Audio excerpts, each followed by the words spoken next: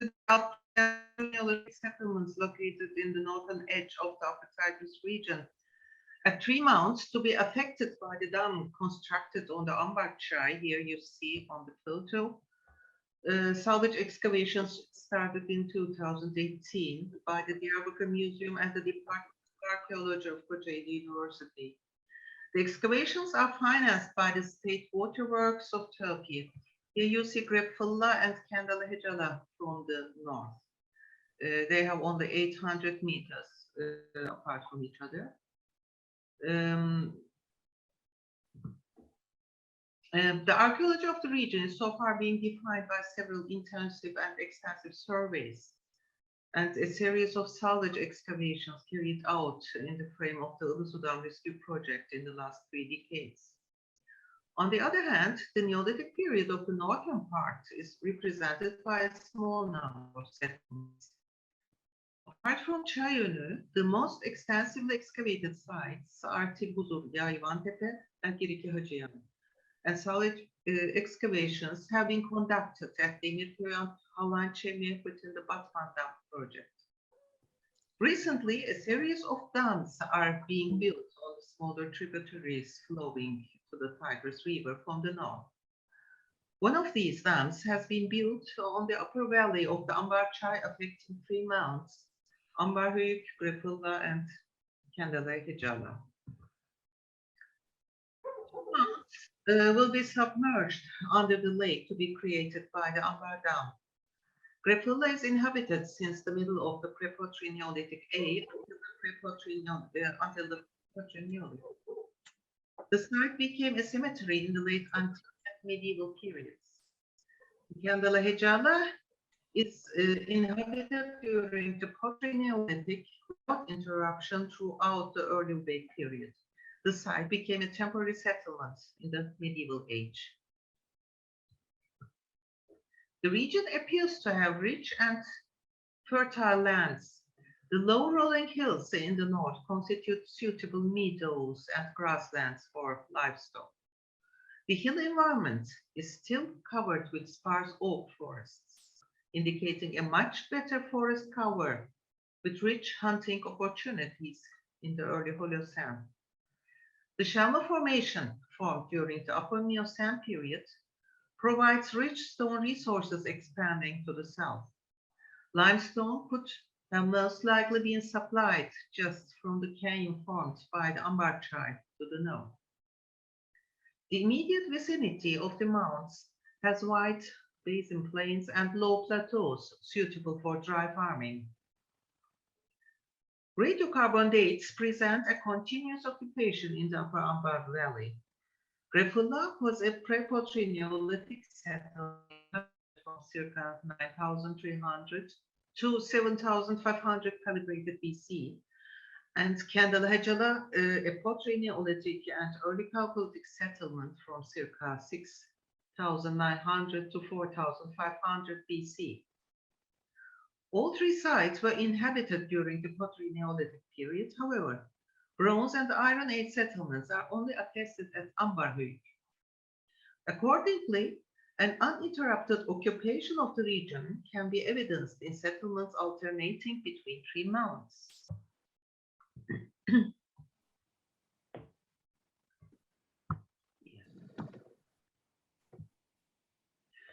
One of these mounds is Grefula, located on the eastern bank of the Ambar Çay, circa 120 meters to the west of the valley. The mound covers an area of circa 1 hectare, having cultural deposits of about 8 meters.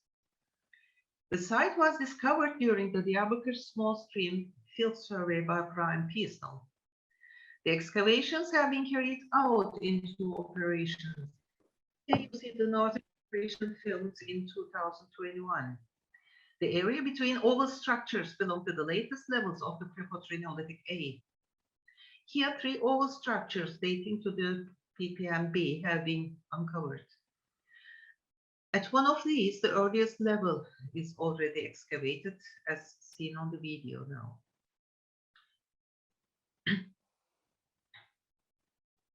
The walls belong to the PPMB. Now you will see the eastern section where only quadrangular structures dating to the Prepotry Neolithic B have been uncovered. And now the southern section will be in view. And here an oval structure and quadrangular houses dating to the Prepotry Neolithic B are excavated. The virgin soil has been reached at the part you can see on the right-hand side. At this part of the mound, the soil removed from all contexts are sieved. You will see the hills. And the rectangular stone piles, it comes in view now, belong to the pillars removed from the oval structure to the north.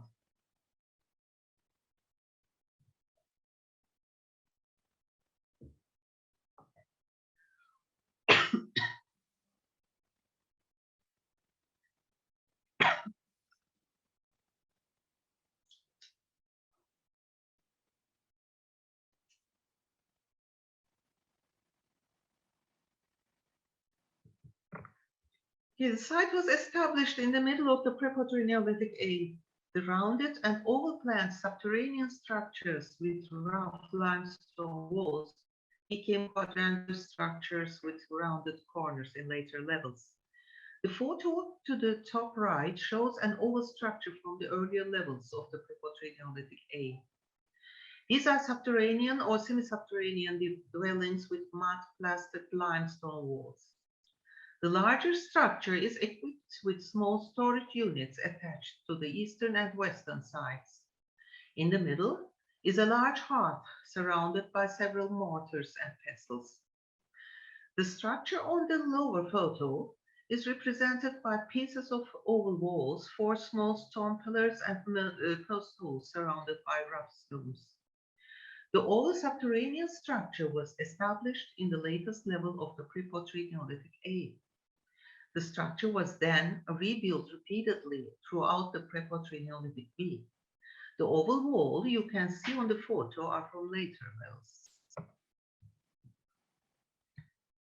In the latest PPNA level, small oversurface dwellings were built with wattle and daub walls. In all dwellings, small hearths, grinding stones, and pestles are found. Here you see one of the best preserved wattle and daub huts with rectangular plans having rounded corners. Most of these huts are only determined by debris, including pieces of mud plaster on the interconnected branches forming walls. The latest PPNA levels in nearly all trenches of the northern section suffered flood, indicating a wet period at the end of this phase. The circa 1 meter high debris demonstrate destruction of several architectural levels due to numerous floods. Some of the rounded and oval plant buildings have simple burials under their floors. The individuals are led in hooker position facing west. The burials bear mostly beads of the necklace and placed around the neck.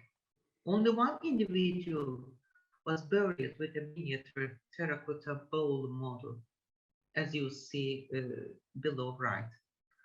Although several burials in various Prepotry Neolithic A sites of the Upper Tigris region are neither plastered or ochre coated, such a treatment is not attested on the skeletons at Grefula. Groundstone assemblage dating to the PPNA is mostly found in the low flood layers.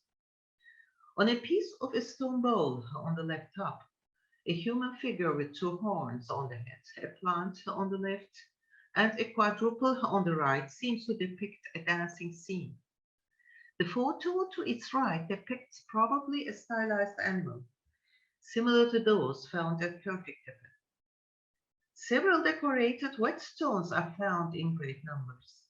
Also, zoomorphic formed pestles similar to those at Körtiktepe are attested.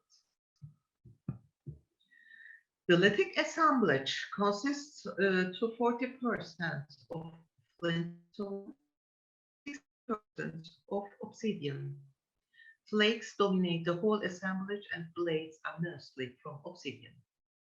Obsidian cores are mostly obtained from fluvial deposits such as the Bingo sources. XRF analysis carried out on a number of pieces showed that mostly the obsidian from Bingo sources are preferred.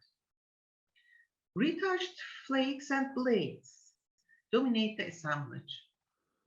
The second dominant group are flint scrapers mostly found in PP and A levels indicating intense hunting. Notched tools and microliths are mostly made from obsidian. Characteristic points include Neolithic type, Moravic type, Nemric type and versions, Salibia type, leaf-shaped type, Elchiam type and versions, as well as Abu Salem type. In the PPMB, 4 subterranean structures. Just a moment. Okay. 4 subterranean structures with slightly accentuated corners have so far been uncovered. These are circa 7,5 to 10 meters in dimensions, each equipped with 4 pillars constructed with limestone and mud mortar. All structures were intentionally filled and rebuilt throughout the PPMB. In 2021, the quadrangular buildings between these structures are moved away in order to reach the PPMA levels. Around each subterranean structure, quadrangular and above ground dwellings have been established, forming internal divisions. The photo to the left shows the earliest period, photo in the latter half of the 9th millennium BC. The quadrangular houses dating to circa to the early 9th millennium BC consist of buildings with one large room and narrow long chambers. All buildings occupy areas of circa 14 to 32 square meters, considerably smaller than those in upper sub-periods. The houses have indoor and outdoor huts, all built on top of each other in each rebuilding level. In the southern operation, buildings with mud-plastered walls were built on the virgin soil. The quadrangular houses dating circa to the late 9th millennium BC are cell-plant buildings, buttressed buildings, and large chamber buildings. These have 10 to 16 rebuilding levels and occupy areas of circa 20 to 30 square meters. In the southern operation, large chamber buildings with 2 smaller rooms have been uncovered. To the right are late PPMB houses between already buried subterranean structures. Also, these are cell-plant buildings, large chamber buildings, and buttressed buildings, occupying areas of circa 50 square meters. A considerable enlargement is observed, moreover, these have several small storage units. Here you see one of the subterranean structures with quadrangular plan and rounded corners. The lowermost level is represented by 4 pillars, a pit and a stone pile, all distracted by the flood. The upper level has no pillars. However, 9 post holes pointing to the existence of a roof construction resting on wooden posts. 4 internal divisions have been uncovered, which continue in the succeeding level. One still was laid on its base, and pits show traces of terrazzo floors. The upper level comprises interior partition walls built on top of those in the preceding level.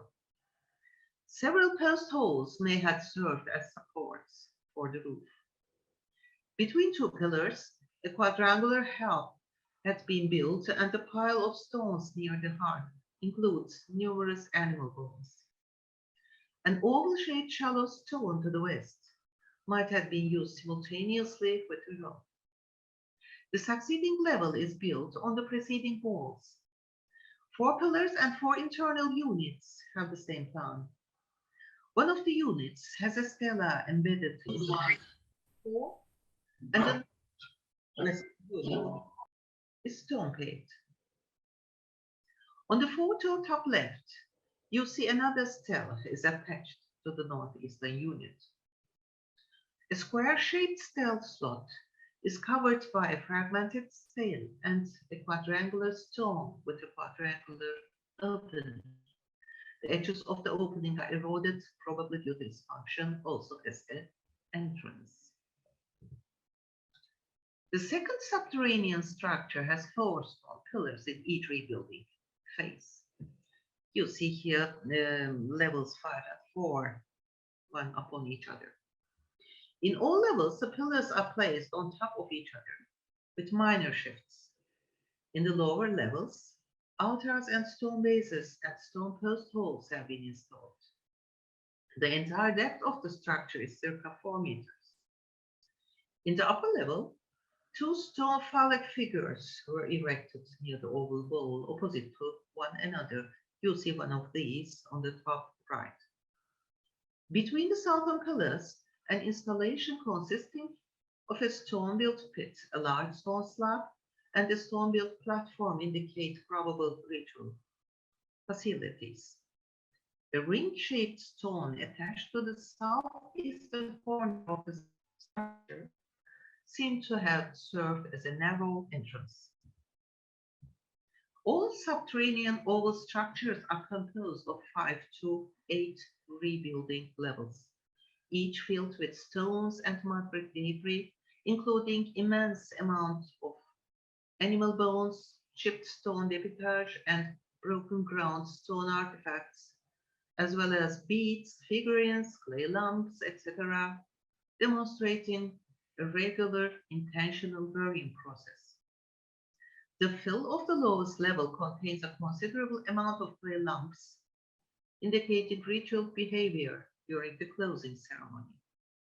The fill of the succeeding level contains broken pieces of a pig skeleton you see on the photo in the middle, deer antlers, considerable numbers of beads, malachite pieces, baked clay rings, and ground stone artifacts. The fill of the uppermost level is composed of medium-sized stones and soil inclined towards the center.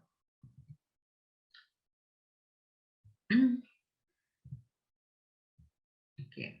The quasi-quadrangular subterranean structure with rounded corners is circa 10,5 to 10,5 meters in dimensions and has a depth of circa 2 meters 30 centimeters. 4 stone pillars are built of limestones, plastered with mud and washed with red paint. A clay bank running along the inner face of the northern, western, and southern walls is suitable for circa 25 persons. A similar installation is known from Jaf el-Ahmar. 8 undecorated stelae are evenly placed on the oval wall, 2 on the clay platform and 6 on the clay bank. These are formed of large stone slabs similar to those from China. The video shows the structure with all altars and mortars replaced by us after reconstruction.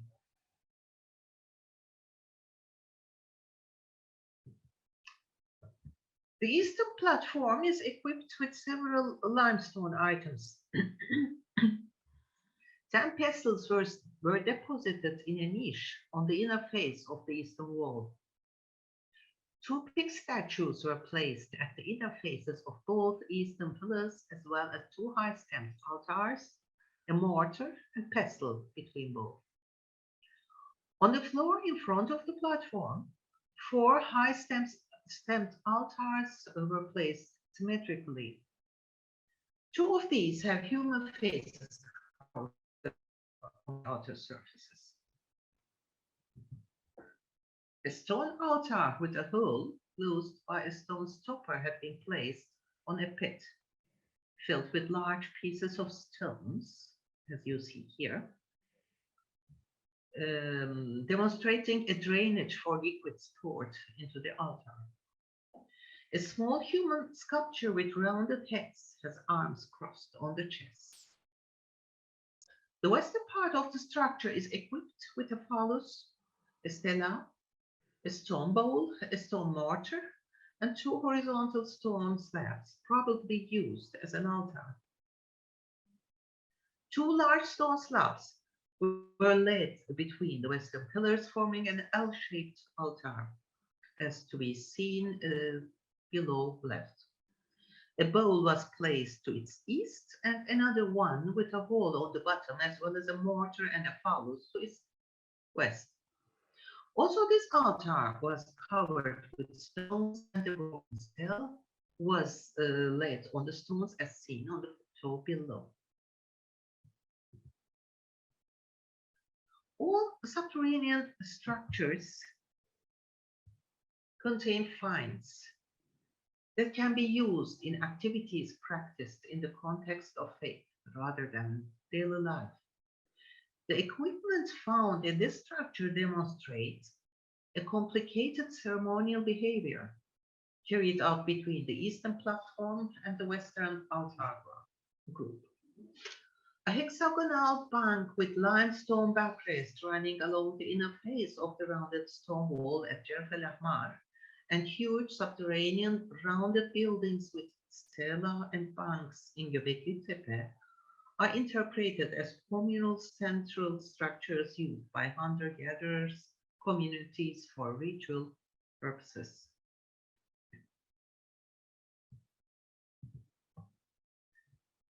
The subterranean oval structure at the southern section has four stone pillars. The lowest level is the largest structure. Each level had been filled with rubble and earth, and each new layer was dug into the previous fill in smaller dimensions, so that the fill between the walls of previous and subsequent levels remained between 20 centimeters and 1 meter thicknesses. The oval wall of the later level was built on the eastern pillars of the early one. The fill contains several deer antlers. One antler was placed at the southern face of the northwestern pillar. A stone altar with a hole and stone stopper is placed on a pit filled with broken ground stone items, demonstrating a drained installation for liquids. Several flat axes are found deposited to the south of the structure, demonstrating ritual behavior practiced outdoors. All structures seem to have been roofed with woods, so these were dark places. These structures may have been used for several rituals related to communication with the underground world.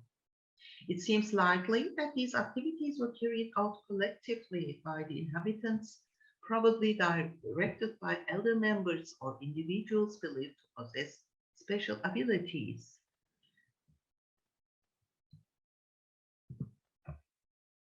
This is our second mount, Kendale Hecala. It's a small, flat mount on the right bank of the Ambar Çay, located circa 5 kilometers to the southeast of Grefula. The mount covers an area of circa 1 hectare, and the cultural deposit is circa 4.5 meters in height. The settlement area seems to be much wider, and the circa 2 to 4 meter thick alluvial fill carried by fluids has covered its curves. The radiocarbon dates give a sequence from 6,700 to 4,550 calibrated BC, including the Neolithic and the early Ubate periods. Here you see the radiocarbon dates obtained in previous years in green boxes. The architecture is marked with rectangular piece structures. The mud blocks are covered by white plaster in between. The single or two or three roomed rectangular structures are equipped with indoor and outdoor, showing multiple renovation processes. The architectural features are parallel to those from Helsabi Apiyat, Kemuse, Sumakya, and Chayanu. The houses occupy areas of circa 20 to 42 square meters. A row of small cells attached to some of these buildings were probably used as storage units. The compacted clay floors with several renewal phases indicate inhabitancy with seasonal intervals. Narrow pathways between buildings, bearing several animal bones, fish bones, and shells, seem to have been used for garbage. A grill plant building with PZ walls at the western part of the settlement might have been a storage unit.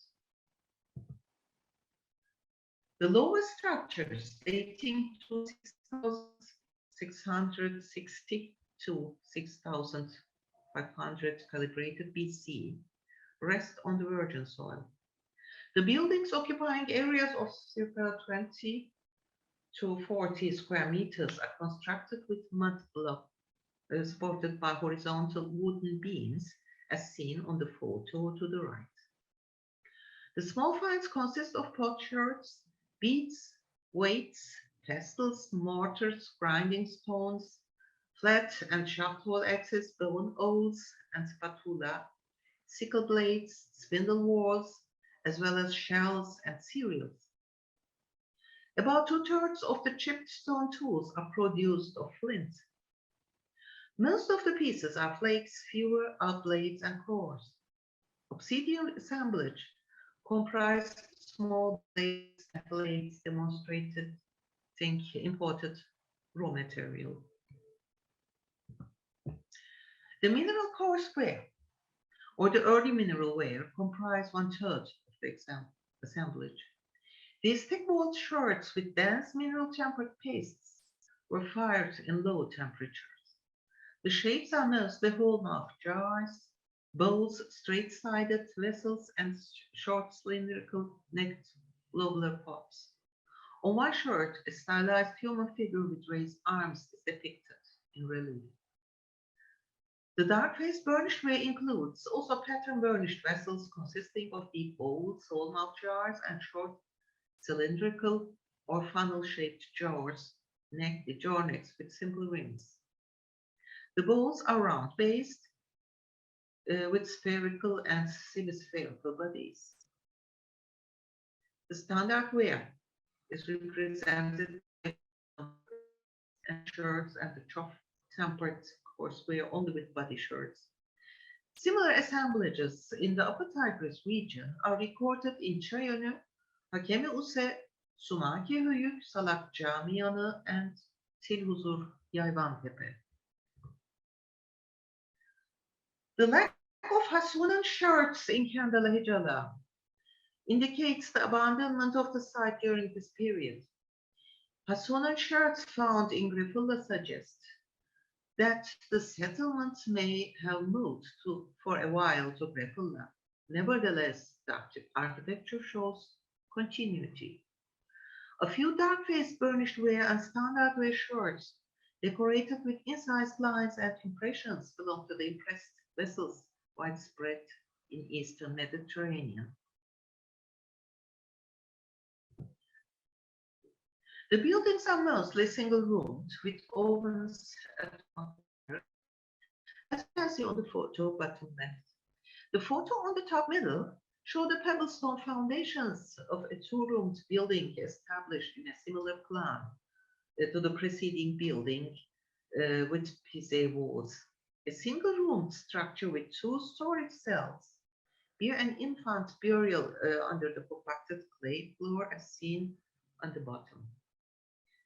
Several collapsed walls indicate earthquake damage. Here you see a mud brick wall split towards both sides on the photo top right, and a collapsed wall under a grill plant house on the photo below. The site is circa 25 kilometers to the south of the Bitlis suture zone as the crow flies. This zone still produces moderate earthquakes varying between 4 and 7 of the scholar. It's reasonable to assume that the unstable structure of the shallow formation, along with the small-scale quakes, might have caused the collapse of these buildings. Buildings uncovered in 2021. The one large room with small storages built with PCA walls.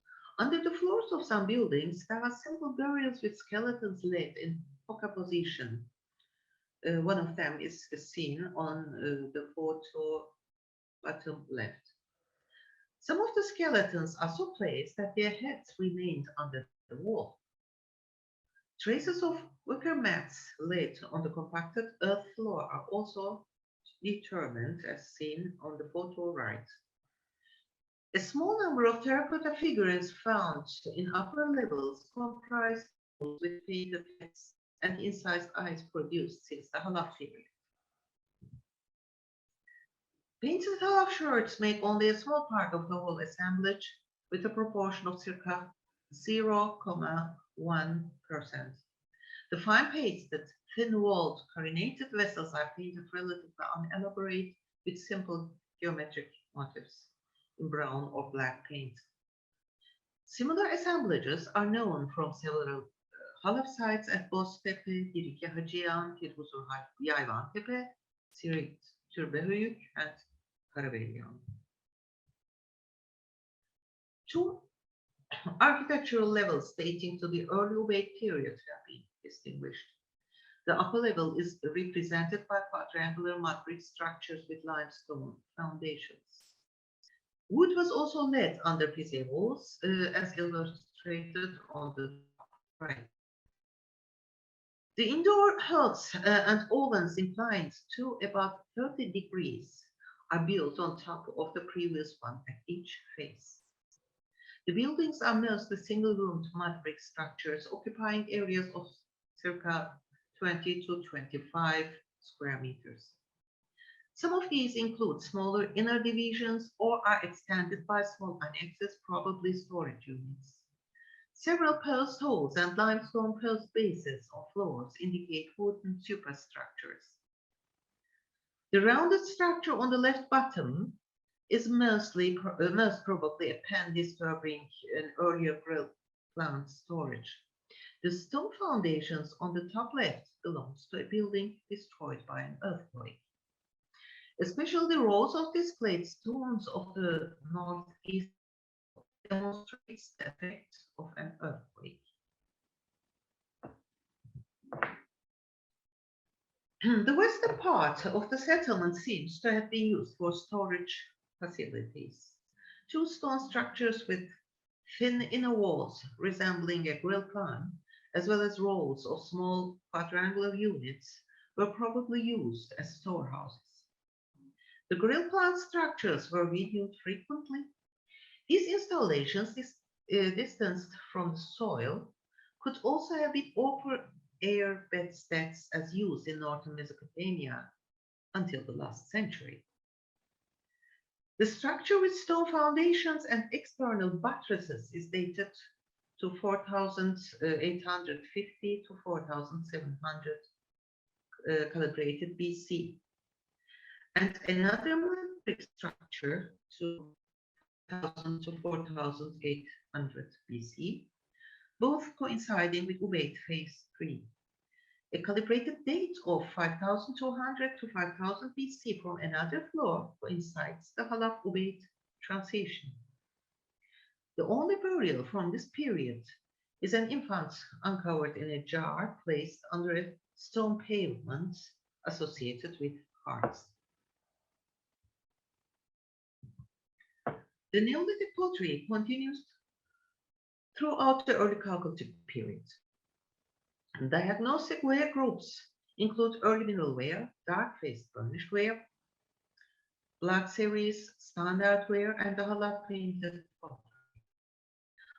Shards of mineral ware are decorated with stylized reliefs depicting human beings with upright arms. You see on the photo left. These are frequently interpreted as dancing figures. On one of the shirts, illustrated in the left side, figure and quadruple perspective. The ovate assemblage is represented by 4.5% of all shirts, mostly decorated with horizontal bands and wavy lines in dark paint. One bowl with hand motifs on a small number of shirts decorated by horizontal stripes and wavy lines resemble the northern ovate phases 3 and 4. So far, neither extensive storage units nor any crops are found which would reflect their diet, except a substantial amount of animal bones. However, a great number of grinding stones, pestles, mortars, loom weights, hammers, and all axes may provide clues about their nutrition. Bone owls, crab claws, and clustered shells in several buildings indicate consumption from the ambar tribe.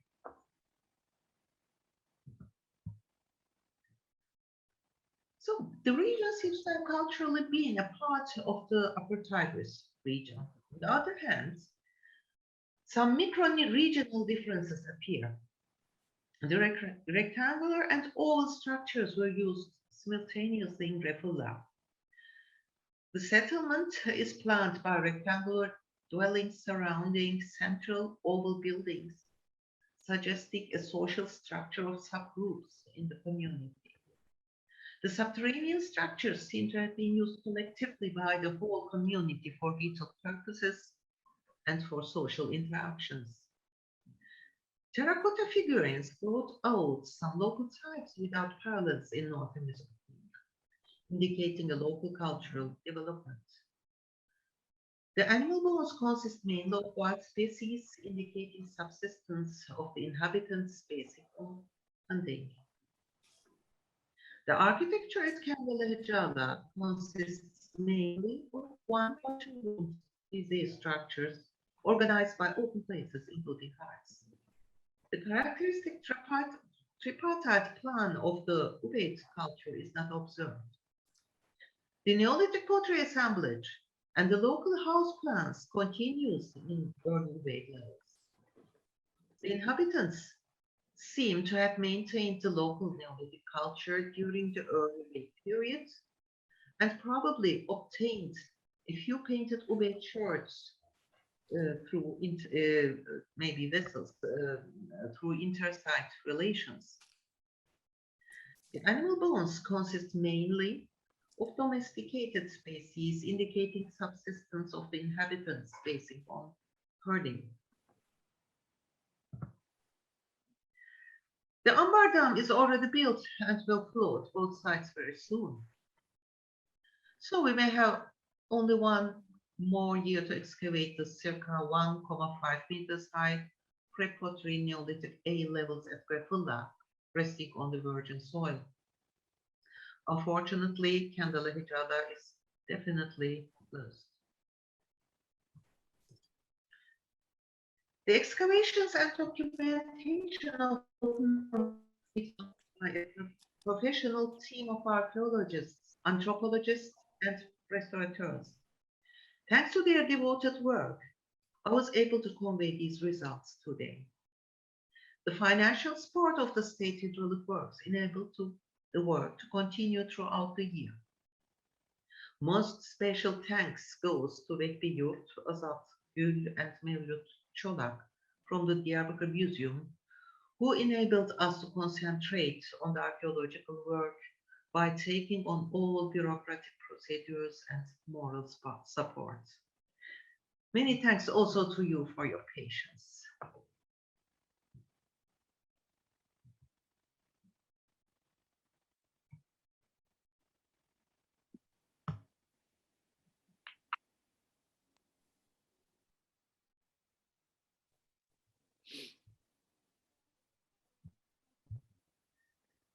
Well, how can I exit from this one?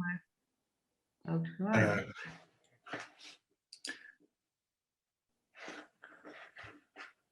Tekrar yeşile basarsanız aşağıdaki sanıyorum. Olmadı. Ben bakayım. Şöyle yapalım. Oh. Thank you very, very much, Professor Tuba, for a really, really excellent and very informative presentation. And thank you very much for sharing these results with us. I'm sure there's a lot of very, very positive comments in the chat. And if you're happy that we'll take some questions and some discussion about what you've shown us. My own comment is it's absolutely amazing to see how much work you've managed to do in a really short time, and you and your team must have you've covered a huge amount of areas in this really important salvage project. So can I thank you so much. Can we open the floor to questions for Professor Ökse, please? Would anybody like to start questions? Follow the chat as well. Gunesh, could you probably see if anybody's got a hand up, and in case I miss it? Louise, it's me, Mihriban, may I? Of course, yeah. Mihriban, please. Tuba Hocam, thank you so much. It was great to see those two sites. We didn't have the chance to see the sites themselves, but I don't know, probably we will have the chance to see Grefula, right? Because you said you will continue for one more season, I guess. We'll try to continue. Yeah. It's both sites are just great, extraordinary sites. Thank you so much. But Grefula seems that it needs an in-depth discussion on it. My question will come for the second site, I mean Kendala, Hecala. I was just curious about the early pottery, the mineral wares and the black series. Yes. I am wondering about the rough percentage of those two wares among the total. I mean, very few, because we have almost the same. We had almost the same two wares in Akarçaytepe, but it was so few, you know, just 6 or 7 pieces. That's why I was curious about the rough percentage. Thank you. From the mineral ware, the percentage. Mineral ware and the black series. Black series are very few, maybe 3%, but mineral courseware is 18%. Ah. So do we? I mean, can you say something if they were locally made or? Of course. Yeah. Only the halaf shirts and Ubaid shirts, I'm not sure. I don't think so that they are locally made. But all other Neolithic potteries. Local. But we'll make analyses, chemical analyses, and then see if they are local or not. Sure. Thank you. I think Metzkila had her hand up. You have a question? No, microphone. Ich werde jetzt einfach auf Deutsch zu Tuba was sagen, ja. Tuba, du bist die Frau Professorin. Ich bin so glücklich, dass ich dich hier gesehen habe. Aber ich werde das Forum verlassen jetzt, weil ich ja noch nicht mitkriegen kann, was ihr redet, und ich will nicht das stören. Aber es freut mich, dass es so wunderbar, das war so toll, ja. Sag mal, wie lange hast du dafür gebraucht jetzt? Wie lange war diese ganze Zeit? 4 Jahre. 4 Jahre? Ich dachte 40. Also Tuba, alles Gute. Wir sprechen uns, ne? Ich verabschiede mich. Have fun with Tuba, she is the best.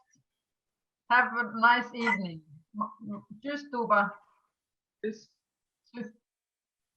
Thank you very much. Thank you very much. Could I read you Tuba a question that has come up in the chat. I'll read it out. I think my right, Bogdana cannot turn on the camera or the audio, so I'll read it. Thank you so much. Thank you so much. I cannot switch on the camera, but can I ask if there's been a useware program for the chipped stone tools? I'm particularly interested in the arrowhead usage between the pre-pottery Neolithic and the pottery Neolithic because of the new project we started on revisiting the function of hunting tools. Well, there are Lithic tools, and our Lithic is studied by Mrs. Alırsoy, and she gave me this. She gave me the information about all Lithic assemblage. Okay, so maybe you can contact her to find out about whether there's a program. And she can answer them much better. Exactly. Thank you. I can see it's also very early days in your project for getting these detailed results in. We have another hand up from Hoca Darabi. Okay, hopefully you hear me all. Hello everyone and Happy New Year to everybody.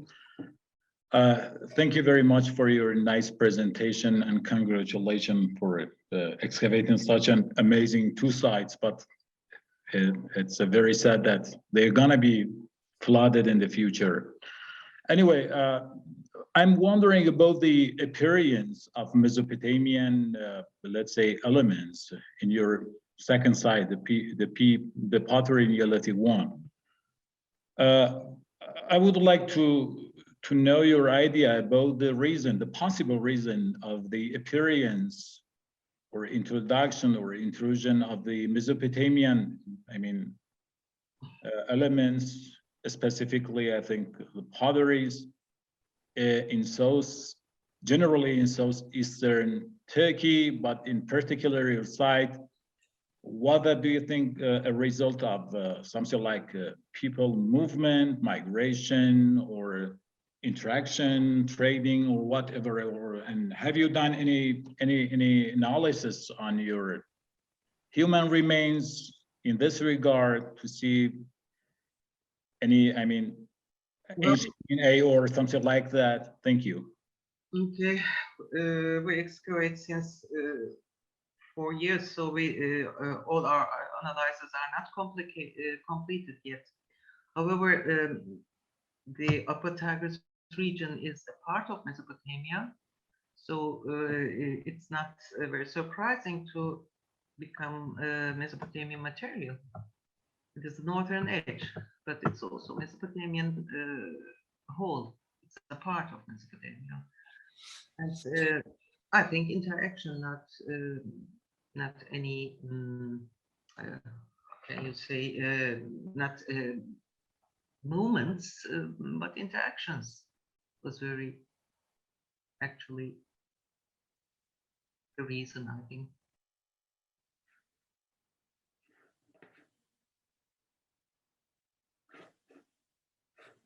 Louise, your microphone. Oh, okay. I've got my microphone on. Are there any other, can we see more hands up at the moment? Yes, we can. Okay, Daniela, would you like to ask your question? Sure, but there was Zainab before me. Do you want to address? Right, okay. Sorry, I can't see the order. Zainab first. Hi, everyone. I just want to answer for Bogdana about the chipped stone artifacts.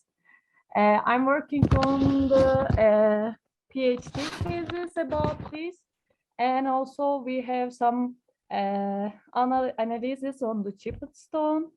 We working on it, but we didn't make any user analysis. We can contact with her, and we will be soon some new reasons for all chipped stones. Keep in touch. Thank you, Zainab. Thank you.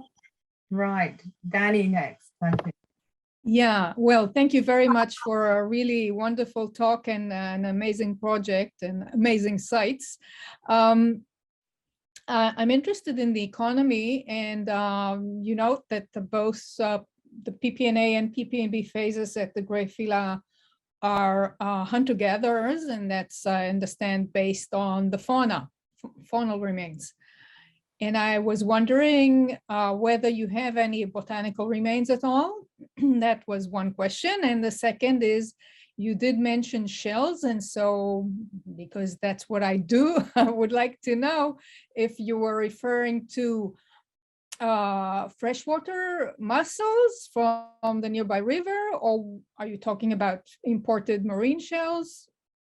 Anything you can tell me will be helpful. Thank you. They are shells from the Ambarchai, freshwater shells. We have a series of botanical remains, but we hope to send them to the University of Hacettepe in a near future, so that an archaeobotanical analysis will be made. Thanks. But we couldn't. Yeah.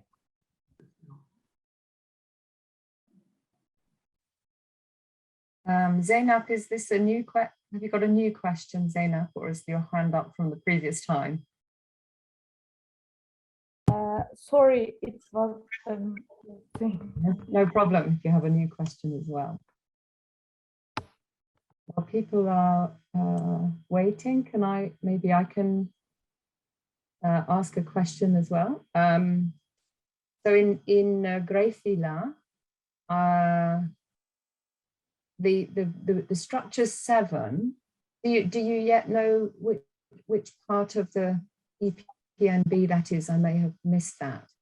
And I guess in relation to Daniela's question about plant remains, one of your photographs showed looked like a horn of a goat, and I just wondered if you interpreted that as a sickle holder, because it seemed to have a carved out area.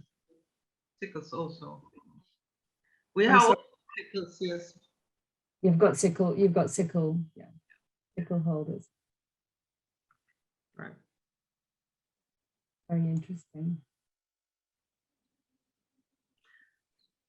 Well, I can read here one of the. There are 2 questions, Louise, on the chat. Thank you. Right. So first question is from Chile. Tuba Hocam, do you have C14 dates for the 10,500 BC levels? And the question is, why are they assumed to be PPNA instead of Epipaleolithic? Our oldest date is 9,700 up to now, but we will. We wait for the new analysis of radiocarbon analysis, and we can then speak more probably. Okay. And there's a comment which everyone might be interested to hear, which is, Tuba Hocam, thank you so much for the wonderful presentation. Are we going to be lucky enough to be able to see the finds on display in the local museum soon? Well, we hope so. We all want that we can display them in the museum, but the museum has not so much place, I think, but they have to solve the problem. But we'll try to remove the subterranean structures to the museum's garden and reconstruct there. But I don't know when. Great. Thank you. We have to back up the budget. Yeah, it clearly would be very nice. Another question from Heval. Can I ask this question? Professor Ökse mentioned about some of the fallacies earlier, those standing stone fallacies found inside the ceremonial building.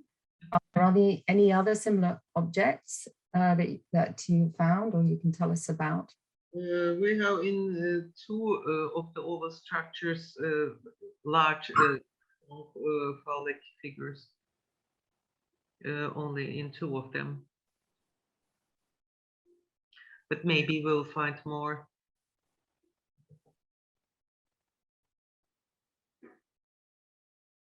Okay. Am I missing any other questions? Please do shout or raise your hand if you have one. Okay. Yeah, Anna, for Cohen, please. Thank you so much for your talk. It was really fascinating. I have maybe a naive question, but do you consider or do you have actually anything which can be considered as exotic material in your eyes from, you know, from outside the region or the wider region? Maybe only some obsidian pieces seem to have brought from Southern Caucasia, but we are not sure. And all the rest you can consider as something that belongs to the region as large? It's a local production, indeed. But some small things, maybe small finds, we have to examine them, but I'm not sure if there are some imported objects, but maybe as raw material. Thank you.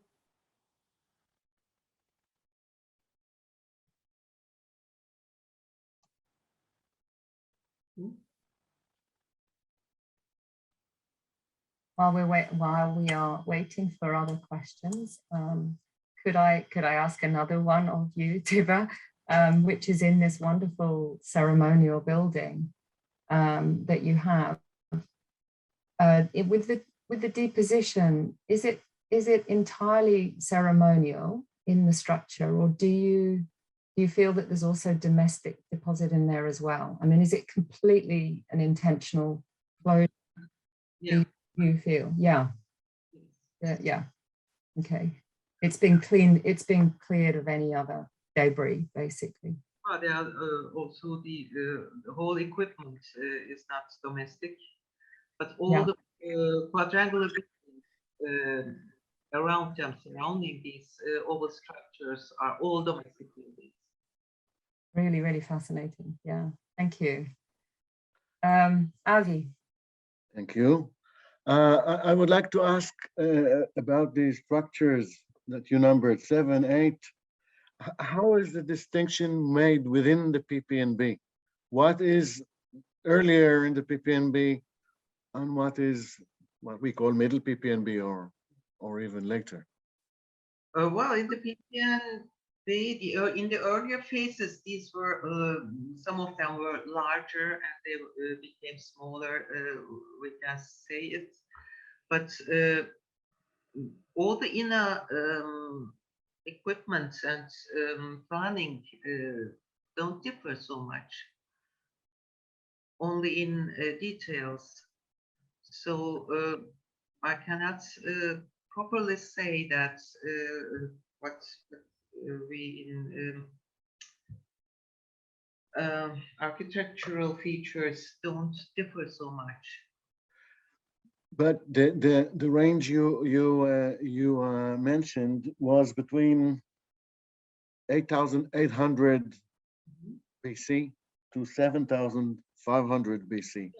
Yes. That includes both early and middle, what we considered early and middle. But so that's the case. Too much. I mean, not much difference. No. Well, thank you.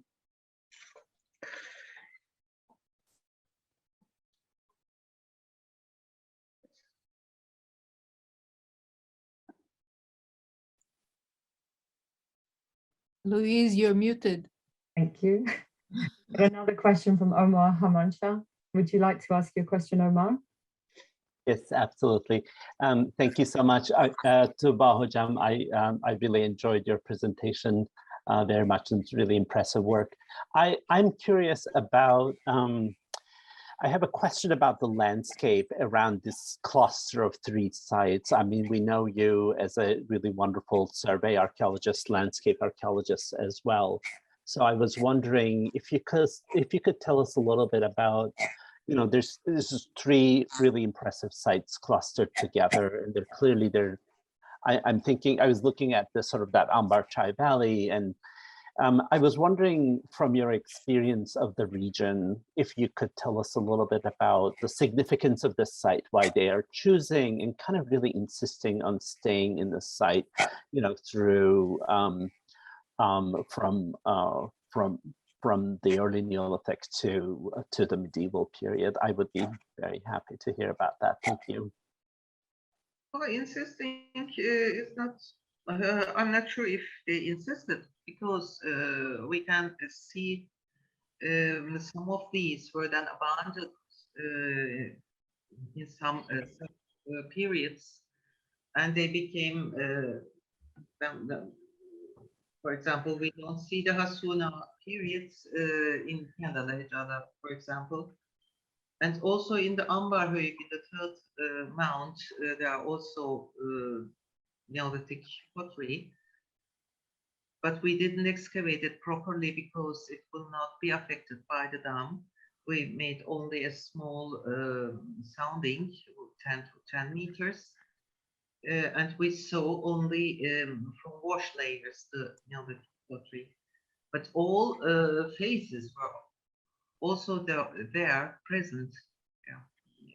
They maybe they changed somehow between these mounds, I think. But can you say a few words about why the Neolithic communities is really choosing this spot? Is there something special about this landscape that they're inhabiting? It seems like a fascinating location to me. And what does that say about the sort of Neolithic choice of settling? So I'm very curious about that. Thank you. They prefer to find animals for hunting and some vegetables for collecting, because it's such a landscape. You can find also lower mountains, higher mountains, and plains, plateaus, and you have so much choice for your kitchen. Because of that, I can say. Thank you. There are 2 more hands raised for questions. Avi Kofa, is this it's a new question or the old question? Seems like that was the old one. So we'll move on to Serdar. Serdar, would you like to ask?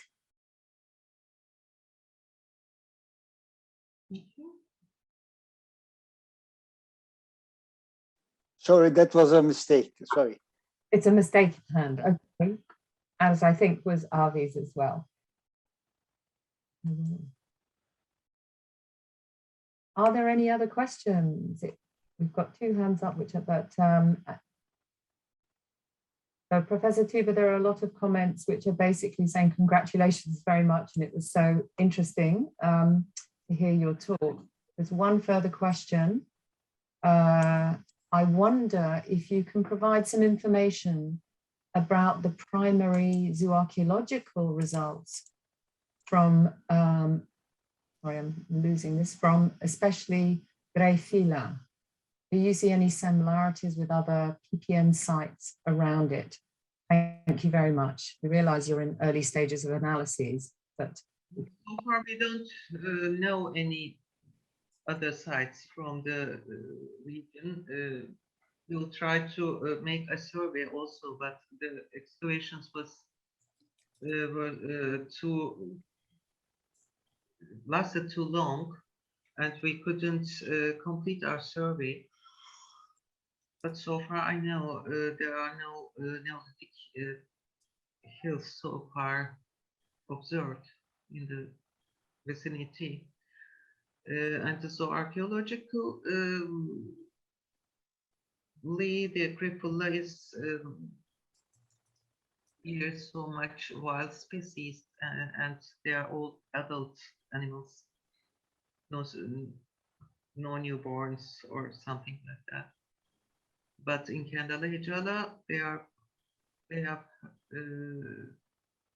also small cattle and much more small cattle as bones, and also newborns. No newborns, or yeah, that's very interesting. So that question was from According to others, hunters and others. Yeah, thank you very much. I mean, the big antler object was very large, and it sort of suggests from a red deer, which was very adult, really adult. So that's also bears. Great location. So much hunted. They have only mostly hunted. Thank you. There's another question from the chat from Joanne Clark saying, what date is building 7? And checking that was building 7 that was ritually closed. All buildings were ritually closed because in every level we found special materials.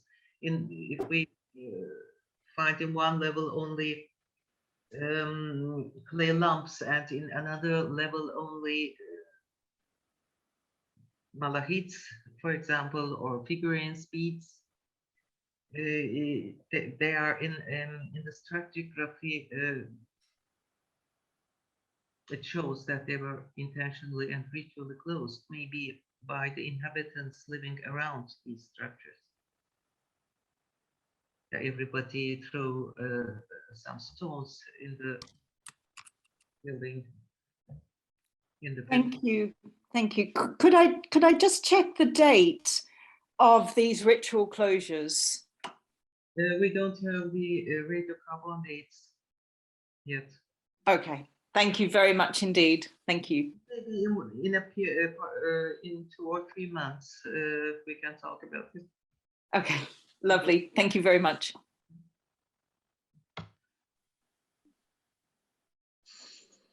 It's generally PPMB.